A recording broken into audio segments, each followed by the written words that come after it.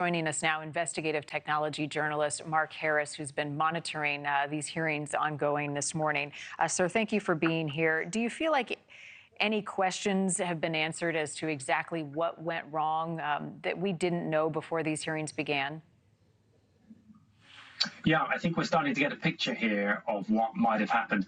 I mean, the good news for the family seems to be that that the incident happened very quickly, and it's very unlikely anyone in that vehicle was even aware of any issues or suffered at any point. So that was kind of a very small crumb of comfort.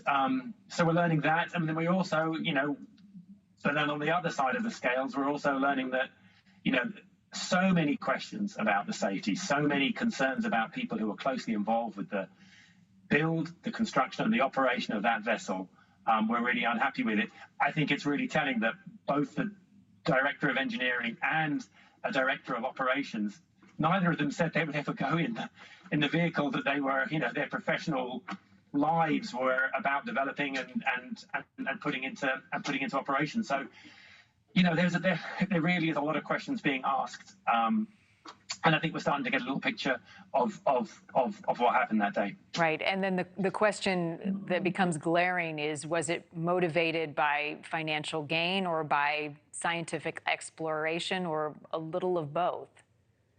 I mean, it seems to be just kind of real hubris, just real overconfidence on the part of the CEO, Stockton Rush, that he was doing things the right way and everyone else was just slowing him down. We heard many times that there was a lot of pressure on both the design and the operations team to move faster to get things going. Now, we haven't heard anything that said that Stockton Rush was really focused on getting a lot of money or taking a lot of money out of the business. In fact, we've heard that he ended up putting a lot of money into the business when funds were running low, when they couldn't attract investment. So I don't think we're looking at a financial case here where he's looking to enrich himself. That doesn't seem to be the evidence we've seen. But what we have seen is a picture of somebody who was so keen to prove himself, to be the first to do things, to be the first person to go down in his own sub, to be the one in charge, that he seems to have been blinded to a lot of what other voices were telling him. Yeah, pushing the boundaries. The timeline becomes really important here, Mark. The Titan's final message came at 10:47 a.m. when it messaged that it had dropped 2 weights. Help us understand why that didn't signify an emergency at that point. Right. I mean, in order for the submersible to reach the Titanic at all, it obviously has to be heavier than the water. It has to be, it has to sink. It's not powered. It's not being pushed down by any engines. It's just sinking because it has, more weight than it needs to float.